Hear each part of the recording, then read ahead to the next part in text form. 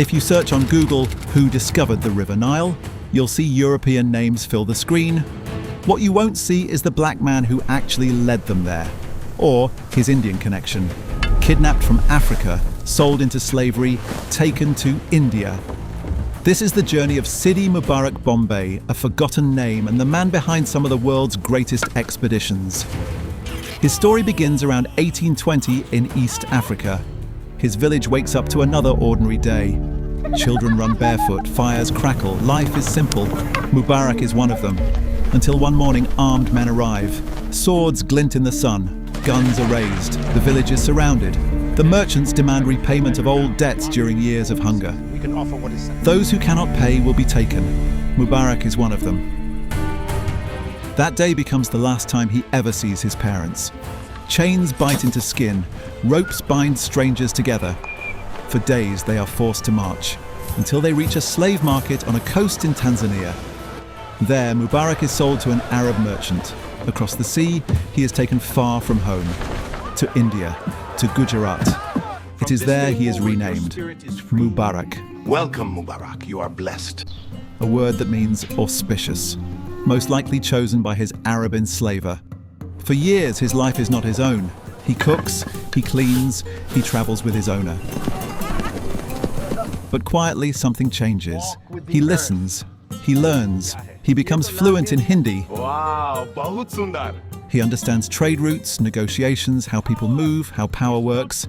20 years pass. Then one day, his master dies, and Mubarak is free. He chooses to return to Africa.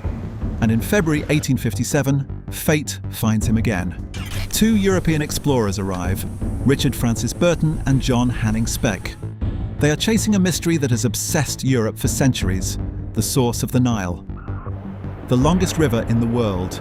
Its blue branch is known. The White Nile remains a question mark. They need someone who knows the land. They need Mubarak. At first he joins as a guide, but soon it's clear he is much more. He translates. He negotiates with kings and chiefs. He calms tensions before they turn violent. He manages caravans hundreds strong. Finds food when none seems possible. Secures safe passage through hostile territory. When explorers fall sick, he treats them with local knowledge. When plans collapse, he rebuilds them. Step by step, mile by mile, he leads them forward. For nearly 20 years, he walks beside British explorers across Africa. In 1873, he crosses the entire continent from east to west on foot. They call him the gem of the party. Yet even then, he is whipped, chained, mistreated, indispensable, but never equal. By now, the world knows him as Sidi Mubarak Bombay.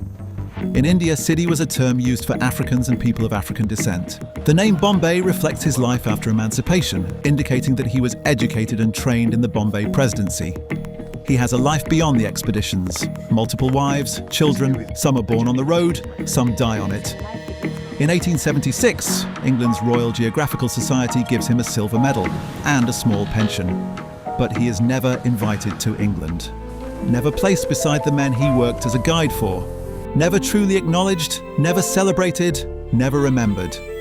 He dies in Africa in 1885 at the age of 65, becoming a name that shaped history but never made it into the textbooks. Law.